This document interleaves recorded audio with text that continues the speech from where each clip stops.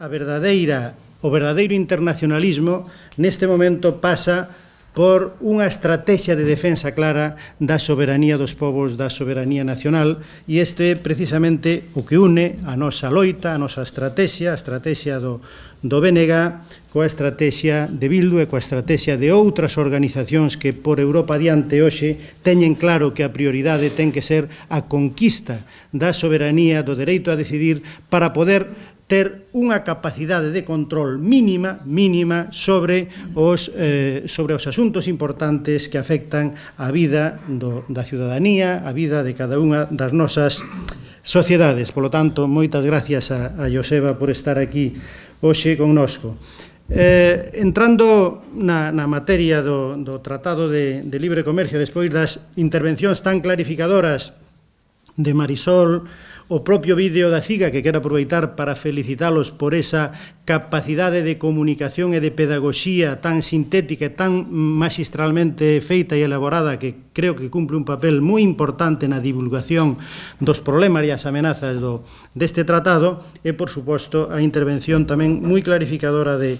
Xosé Manuel e a de Joseba. O certo é que a min agora, nesta última intervención, deixanme pouco espacio para decir algo que poida ser novidoso, porque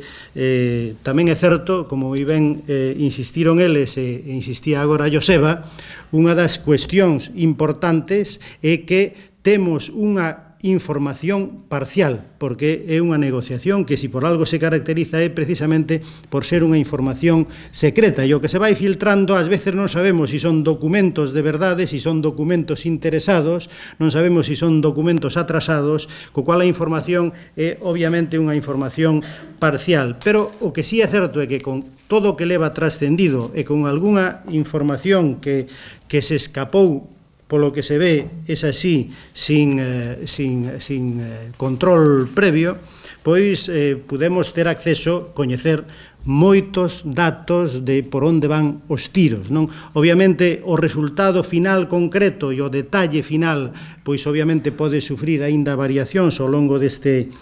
período de negociacións, pero que a filosofía de fondo está moi clara, e é o que para nós resulta suficiente para formularmos unha posición e para formularmos tamén un chamado, un apelo á responsabilidade de todos, de todas as organizacións da sociedade, as organizacións sociais. Antes tuvemos unha reunión con colectivos e organizacións sociais da área da Coruña, o traballo que están facendo algunhas organizacións como a CIGA e outro tipo de organizacións que están popularizando isto. Eu creo que é unha labor prioritaria e fundamental, porque temos que concienciar a sociedade de que o que se está negociando é algo que vai afectar as nosas vidas individual e colectivamente dun xeito crucial no próximo futuro. E é certo que se a sociedade reacciona,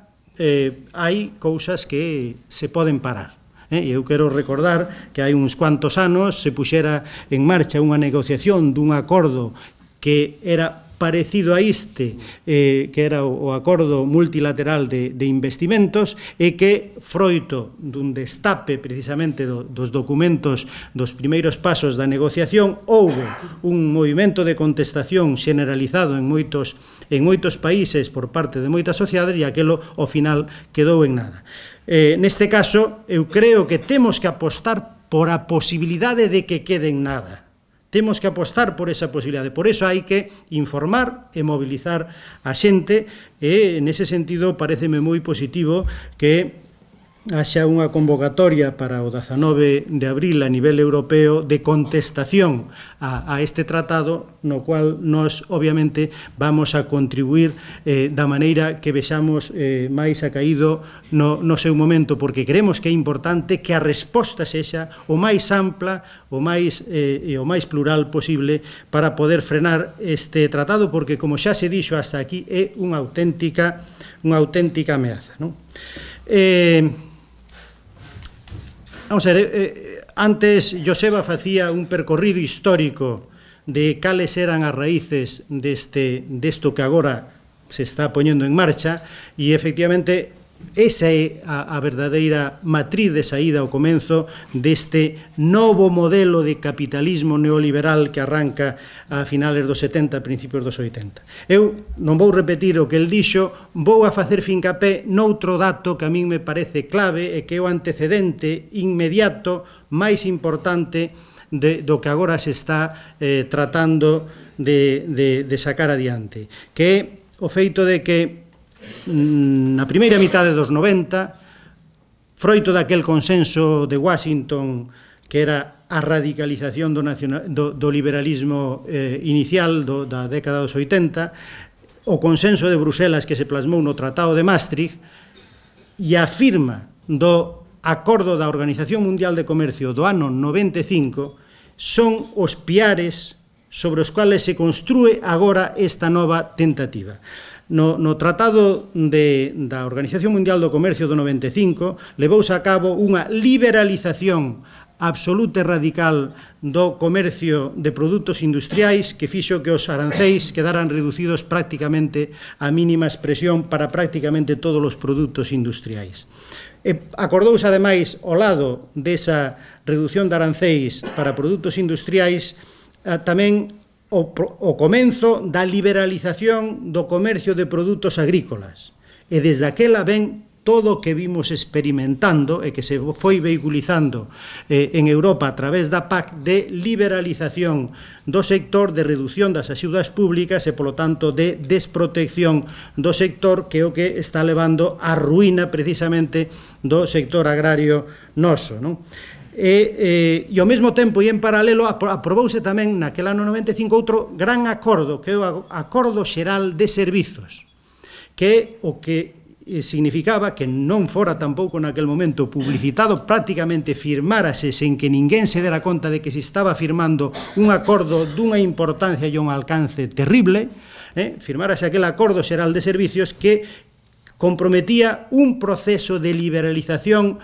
progresiva dos servizos, incluídos os servizos públicos. E froito daquel acordo do 95, foi o que logo en Europa se empezou a plasmar na Directiva Bolkestein e todo o que agora estamos vendo como consecuencia da Directiva Bolkestein, que é ese proceso, efectivamente, de liberalización dos servizos e da apertura dos servizos públicos ao mercado e á competencia.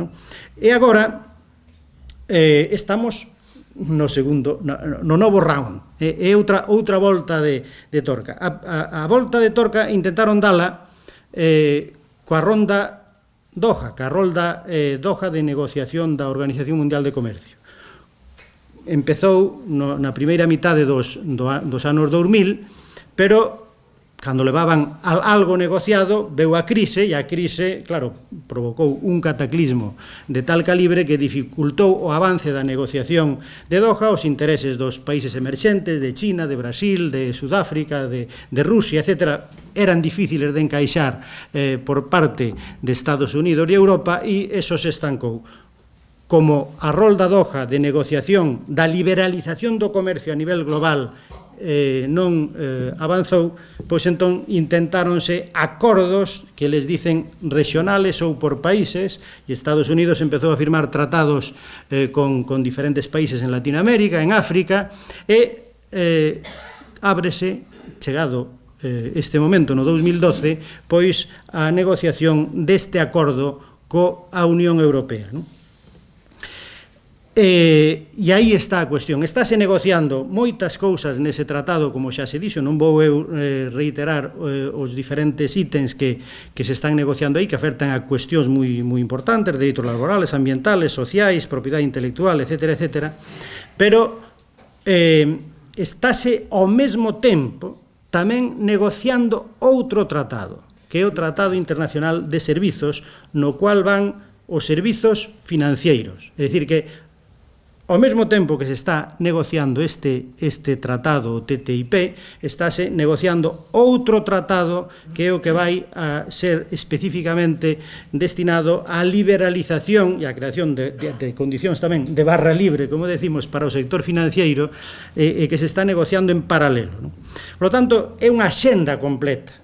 é unha axenda completa de negociacións que ten como finalidade a desregulación absoluta e a construción dun modelo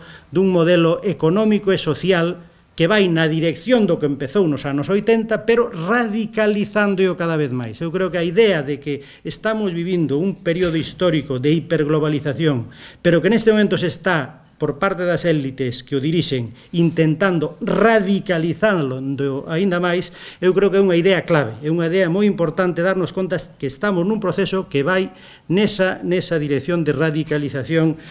no que é a liberalización e a desmontaxe do tipo de sociedade e mesmo de capitalismo que coñecíamos, non? Entón, que é o TTIP? É importante, dixo xa antes, quedou moi claro, pero eu quero insistir sobre unha cuestión. A primeira cuestión é, para que quede claro, é que non é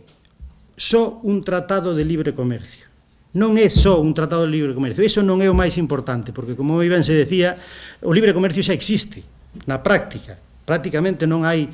arancéis para a maior parte dos produtos, para algúns hai arancéis marxinais, pero libre comercio prácticamente xa existe. Por lo tanto, ainda que se chame Tratado de Libre Comercio, e aí empeza, digamos, o uso das palabras, ainda que se chame Tratado de Libre Comercio, realmente xa non é un tratado de libre comercio, a finalidade é outra. Non é tampouco, ou non é só un tratado de libre circulación de capitais, polo mesmo, porque, como sabemos, a circulación de capitais, obviamente dentro de Europa, pero entre Europa e Estados Unidos é absolutamente libre. Hai regulacións algo diferentes, pero a liberdade de circulación é tan grande que poden pasar ao largo do día millóns de veces as mesmas cifras dun lado ou outro do Atlántico a través dos computadores, non? Por lo tanto, tampouco non é un tratado de libre circulación de capitais. Entón, o importante é que un tratado que muda outras moitas cousas. E esas outras moitas cousas, señalabas antes Xosé Manuel, señalabas antes tamén Joseba, son, eu destacaría 5, así de forma moi clara. A primeira é que muda as regulacións internas dos Estados en moitas materias, diría que en casi todas as materias importantes, nos dereitos laborais, na regulación ambiental, nos dereitos sociais, nos dereitos fundamentais, nos dereitos como podan ser o da saúde, a educación, etc., os dereitos da propiedade intelectual, con todo o que iso representa na sociedade de hoxe, etc. Por lo tanto, muda as regulacións internas dos Estados. En segundo lugar, limita a capacidade de regulación, limita a capacidade de decisión e de regulación dos Estados asinantes, limita as accións dos executivos e dos legislativos e, polo tanto, limita a soberanía nacional e o exercicio da soberanía popular e, polo tanto, a democracia, non? En terceiro lugar, polo que trascendeu a vontade de poñer como suxeitos de dereito ao mesmo nivel, e xa se dixo, poñer como suxeitos de dereito ao mesmo nivel as empresas e os propios estados, para que poidan e teñan que, en todo caso, dirimir os seus conflictos nunhas instancias nas cuales estén en igualdade de condicións, mellor dito, en condicións de superioridade na práctica as empresas sobre os estados, non?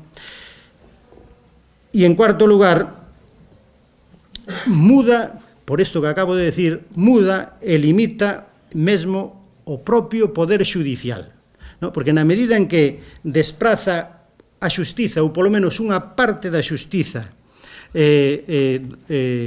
emana, digamos, da soberanía dos estados, desplázao a unhas cortes, a unhas instancias que son instancias paraestatales internacionales de dereito privado e conformadas, como moi ben decía antes Xosé Manuel, pois non polas vías habituales de conformación dos tribunais de xustiza dos estados, senón que pola vía, digamos, da conformación de órganos de carácter privado e de arbitraxe entre entidades que se consideran como se foran entidades privadas, non? Por lo tanto, créase uns órganos de arbitraxe e de xusticia internacionais de naturaleza nova, diferente, esencialmente basada no dereito corporativo.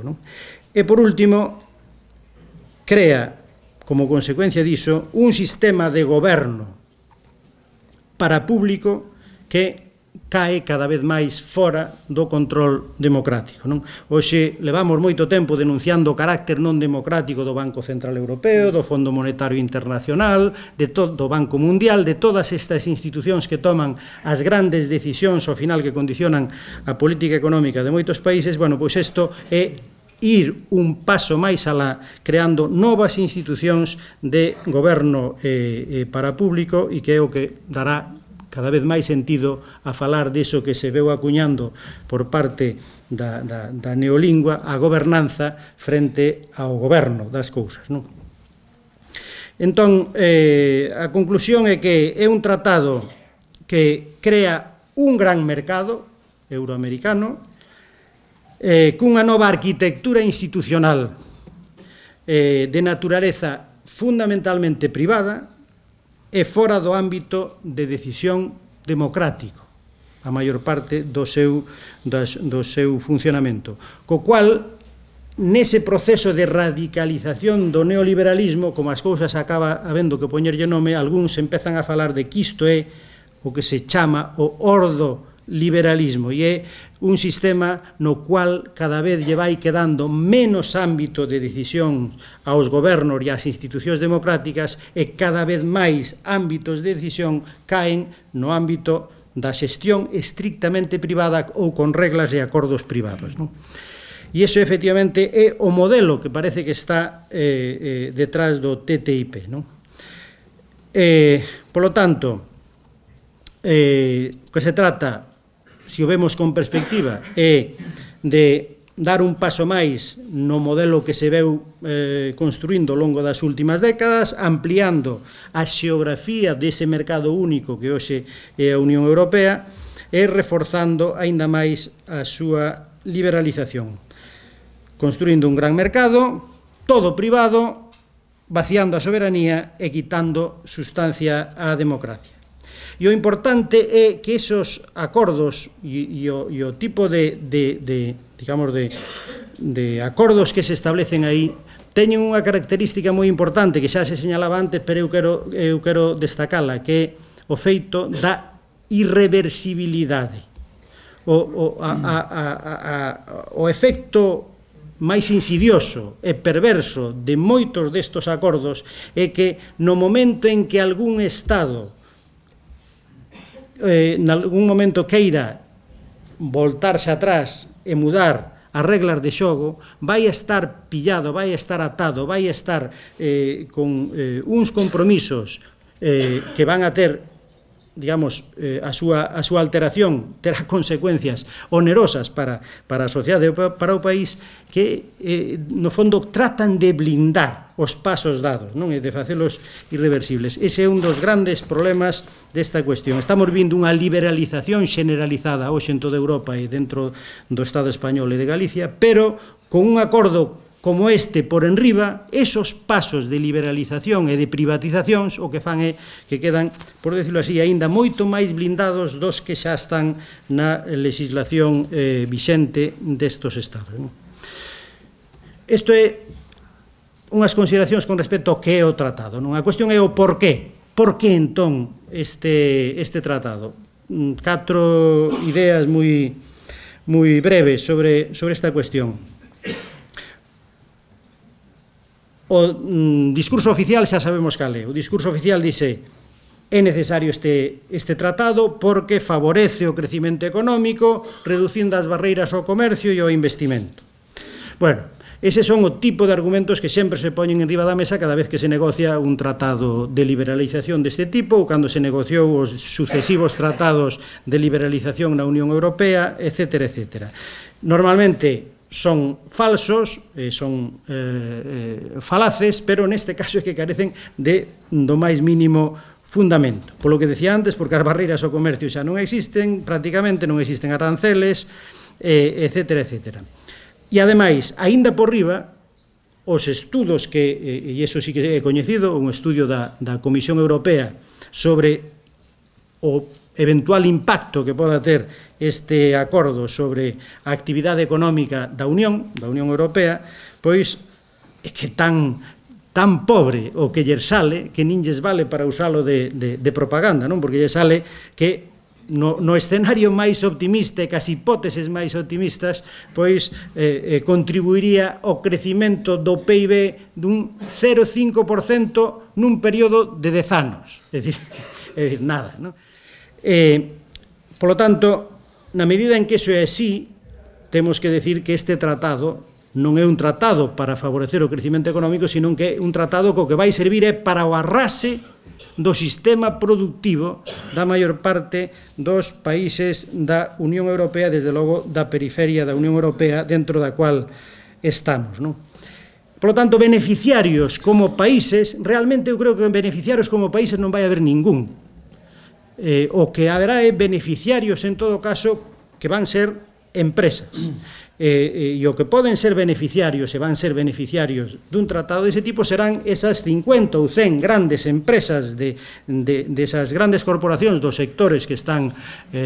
oligopolizados, que son as que están traballando por detrás, facendo lobby para impulsar a firma do acordo e ademais para marcar as pautas do acordo. Esas serán as que efectivamente ganen, pero eu creo que ningún país como tal, no seu conxunto, vai a ter unha ganancia nese proceso. Claro, esas empresas que pulan polo acordo, claro, buscan a reducción de costos pola vía da reducción das regulacións, pola reducción de requisitos de requisitos, digamos, medioambientales, de requisitos laborais, de reducción de engorros coas legislacións específicas dos diferentes estados, porque poderán, digamos, moverse con total liberdade ca legislación do seu propio estado, e iso é polo cual, pois, están aí machacando para conseguir que isto se firme sí ou sí, pois a Google, Walmart, Apple, Microsoft, IBM, Monsanto, Bayer, as Buffett, que son as que están facendo o lobby para sacar adiante o tratado, non? E polo tanto, esa é a cuestión sobre o porqué. O porqué son os intereses dun sector moi reducido da economía, que é o representado por ese pool das 50, 100 grandes corporacións europeas e americanas. A cuestión é, bueno, visto isto, cal é o futuro? Que futuro nos espera con ese tratado ou cara onde queren levarnos? Bueno, pois eu diría que vendo cunha perspectiva global, diría que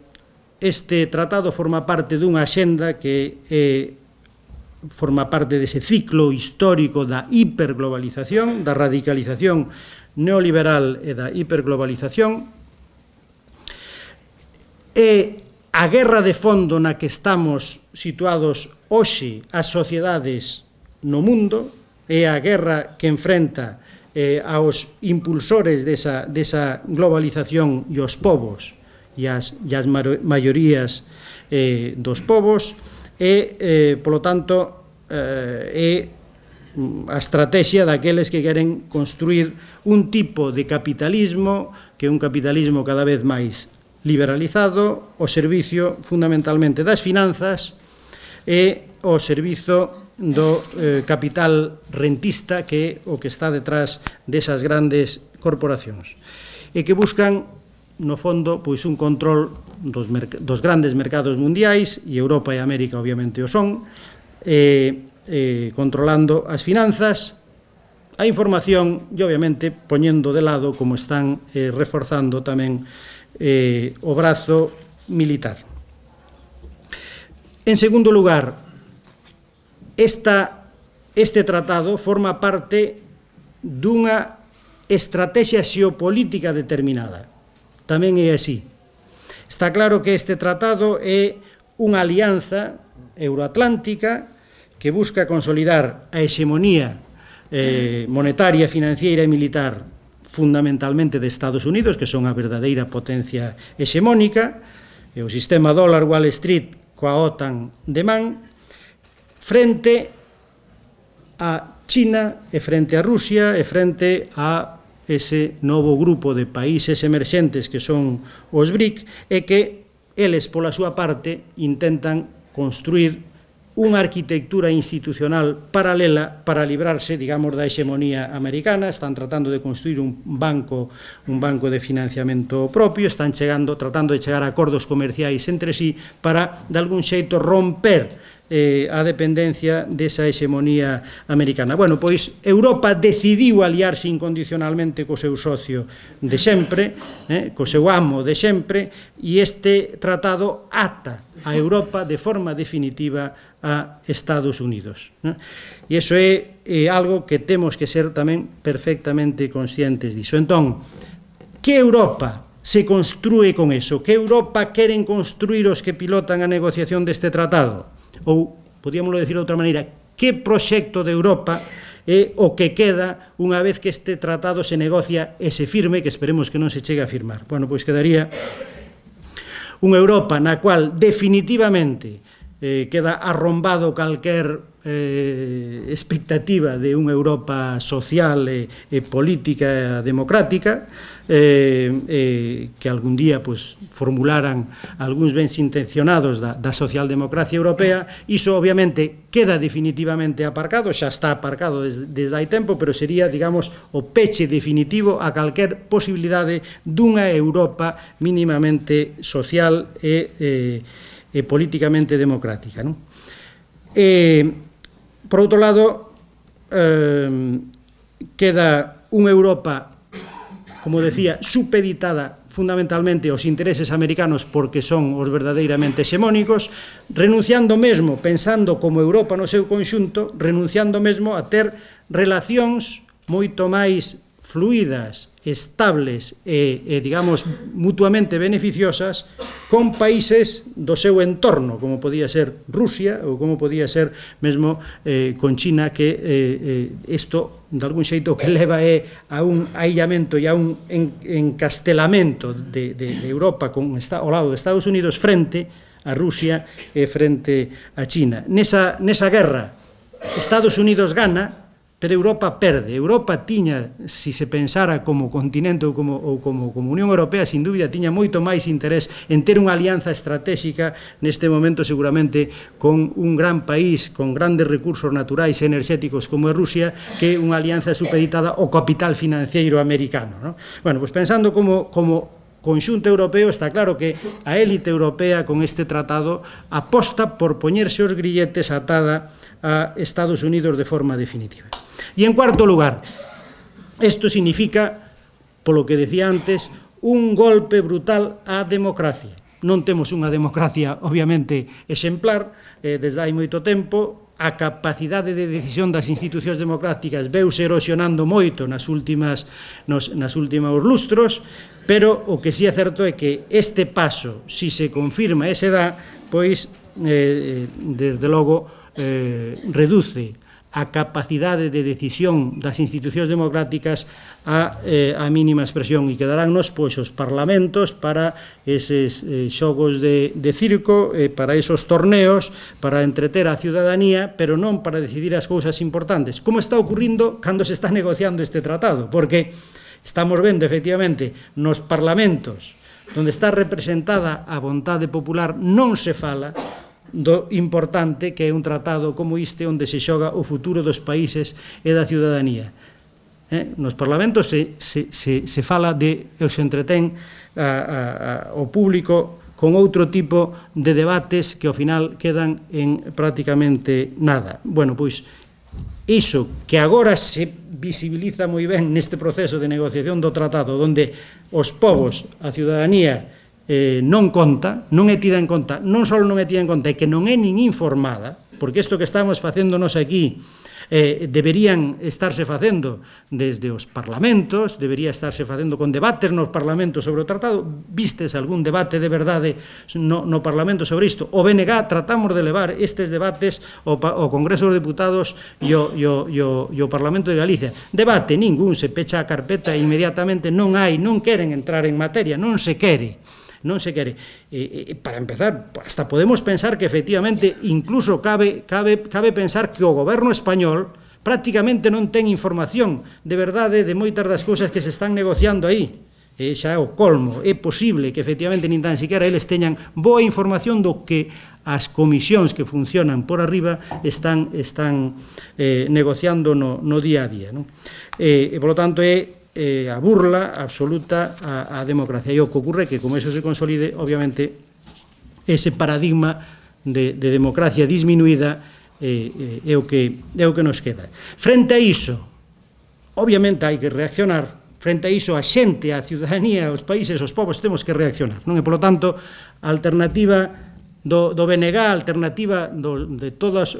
aquelas organizacións coas que compartimos esa estrategia soberanista, témola moi clara. Sabemos que a única forma de frear ese proceso que arruína as economías dos países e que arruína a democracia, que destrúe a democracia, a única alternativa é a soberanía, conseguir rescatar capacidade de decisión para os povos, para poder romper esa hexemonía da finanza global, poder distanciarse desa hexemonía americana e poder ter instrumentos para poder facer políticas para a cohesión social, para o desenvolvemento económico e a cohesión social, para recuperar sistema productivo, e para iso hai que limitar a liberalización comercial, hai que poñer límites ao comercio internacional para poder ter sistema productivo que sea capaz de crear emprego e, polo tanto, integrar laboralmente as persoas e xenerar rentas. É necesario esa xeración de rentas e salarios para poder ter servicios públicos de calidade, porque, amigos e amigas, non é posible ter servizos públicos de calidade se non hai diñeiro para financialos. E para que se podan financiar ten que haber produción e ten que haber emprego, porque é daí de onde salen os impostos que permiten financiar os servizos públicos. Por lo tanto, a estrategia para a defensa dos servizos públicos e da calidade dos mesmos e de políticas sociais pasa por defender e ter un servizo público que xenere esa renta. E ese é o obxectivo fundamental hoxe dunha política soberanista, non? E isto lévanos á última cuestión que a mí me parece clave no debate que estamos tendo en Galiza, en Euskal Herria, en Cataluña, e no Estado español en xeral, e é que hai que decir e insistir nisto para que todas aquelas persoas progresistas e aquelas persoas de esquerda non caian nese discurso ou nesa letanía tan pobre, tan triste dunha certa esquerda ou un certo movimento nin-nin, que non se sabe xa moi ben o que é, pero que andan con esa letanía desa dicotomía entre as políticas sociais e a soberanía. E as prioridades son as cuestións do día a día que lle importan á xente que están nesas políticas sociais e non na soberanía. Todo o que estamos dicindo e vendo é xustamente a demostración de que é necesario unha estrategia política asentada sobre as dúas patas, sabendo que a soberanía é a precondición, é o prerequisito para poder ter políticas económicas, políticas industriais que creen emprego, que permitan xenerar rentas, que permitan ter suficientes ingresos públicos para poder ter bons servicios públicos. Esa é a lógica do razonamento que temos que ter presente. E iso, en parte, e aséntase sobre a existencia de capacidade de decisión e de soberanía. Sen soberanía, esa cadea sistémica non rómpese, non existe. E, polo tanto, hai que tratar de construir, recuperar, conquistar, no noso caso, a capacidade de decidir para sair dese rodopío, non? Simplemente para rematar cunha nota de esperanza. Ademais de que temos que conseguir que a ciudadanía se movilice frente a isto, temos que, eu esperaría, a que si Syriza representa realmente o que neste proceso que moita xente en Europa viviu con certa ilusión, representa de verdade iso, o mellor Syriza ten na súa mão a posibilidade de reventar este tratado, porque, como sabedes, a firma dun tratado este tipo require a unanimidade dos Estados. Por iso, apoiándose aínda na capacidade e na soberanía que algúns lles queda, se a queren exercer, pois que habería tamén desde calquera punta de Europa mandarlle unha mensaxe a Syriza para que manteña un compromiso con esa esperanza que moitos temos de que haxa alguén en Europa que rebente o proceso, que pare o proceso de negociación do Tratado de Libre Comercio e Investimentos e que aínda nos quede algunha esperanza para o futuro, non? E se eses non o fan, pois teremos que tratar de facelo os demais. Nada máis e moitas gracias.